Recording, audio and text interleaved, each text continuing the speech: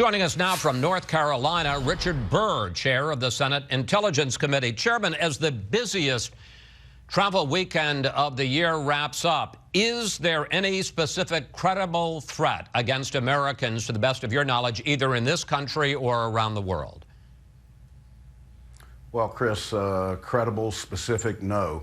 But for the past 12 months, there have been more threads of threats, both here at home and around the world, that we've seen since 9/11. So the risk remains high. But clearly, in the United States, the FBI has wrapped up over 67 individuals that were incarcerated this year and are either prosecuted or in the process of being prosecuted, and that will continue. How big an international footprint does ISIS have now? How serious is a threat in the U.S. and in other countries outside the Middle East? Well, Chris, it's proven that ISIS is in 30 different countries. They control 8 provinces of countries. They've got a reach that goes throughout Europe and North America. So to talk about containment is really a joke. The reality is that ISIS may be geographically contained in Syria and Iraq, but their efforts around the world to project terrorism and to commit terrorism is as robust today as it's ever been.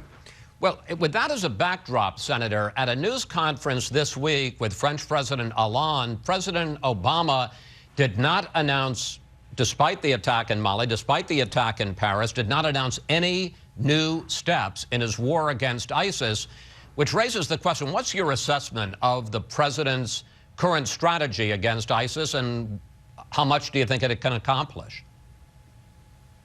Well, we have no strategy. I don't think you can find anybody in the world outside of the administration that could attempt to state what America's strategy is. In the past 3 weeks, Chris, we've seen over 500 individuals killed around the world at the hands of ISIS. I don't think there's any question of that. And in Syria alone, we've had over 240,000 Syrians killed. That's both by Assad and ISIS, and over 4 million refugees in flight.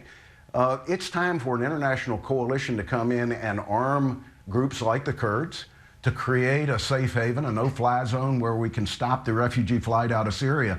But only with American leadership will that happen. And I hope that while the administration's in Paris, that maybe they'll talk with President Hollande, who I think is committed to eliminate ISIS. We've got to stop talking about containment, and we've got to talk about elimination of the terrorist threat. Meanwhile, Hollande, after meeting with President Obama in Washington, then flew to Moscow to meet with Russian President Putin. And here is what President Obama said about Putin. Russia right now is a coalition of 2. Iran and Russia supporting Assad. What's your best intelligence, Chairman Burr? Can we count on Putin at all? There's talk about a grand coalition. At first, it seemed that when Putin met with Hollande, there was a possibility he would join the coalition. Then the Russians seemed to walk away from that. What's your sense of Putin's intentions? Well, I think Putin's intention is to prop up Assad. That's always been his stated goal. And I don't think we can not remember that Putin invaded Crimea, currently prosecutes a border war in the Ukraine. I'm not sure that Putin can be trusted. But Chris, let me make this fact. ISIS has to be eliminated. I'm ready to put together whatever coalition is willing to attack ISIS and to eliminate this terrorist threat. That means Gulf state partners, it means European partners, it may mean Russia. But Russia sure complicates the options that we have in Syria with the amount of aircraft, with the amount of arms that they have there. If we can focus those on ISIS versus the moderate opposition forces that are trying to defeat Assad, we could make a real impact, but that's going to take a great deal of diplomacy that we have yet to see. There have been some interesting developments on intelligence issues really in the last week, and I want to talk to you about those, sir. Today, at midnight, the NSA's bulk data collection of Americans' phone records That program expired as of midnight this morning, and now the NSA is going to need a court order from a judge to collect records on any American. And again, we're not talking about the content of the phone call. We're simply talking about my phone number called your phone number, and we spoke, or people on those two lines spoke for X number of minutes. What impact do you think that's going to have on our counterterrorism effort? Chris, I don't think it's too troubling that you would need a court order. I think what's troubling is that you're going to have to go to multiple telecom companies and at their pace search their records, which means it could take weeks. What we saw in Paris once we got a cell phone was that we used that cell phone number to look at cell phones it had talked to. And not only Paris investigators, but Belgium investigators were able to expand the search net in a way that stopped a massive terror attack, an additional one in Paris, potentially has led to the apprehension of at least a dozen, if not more, ISIS operatives throughout Belgium, Germany, and parts of Europe. I'm not sure that we know the full extent of what we've learned to this point, but anytime you can take electronics and use those selectors, it's beneficial to the world's intelligence community. And the United States made a real mistake when they eliminated this program where we could search foreign known terrorist telephone numbers to see if they had talked to anybody in the United States. I think that makes sense to the American people, but Congress took that away from the NSA, and unfortunately it's not going to be a timely tool to use in the future. Well, let me pick up on that, because you have signed onto legislation that's now in the Senate that would revive the program, which, as I say, ran out as of midnight.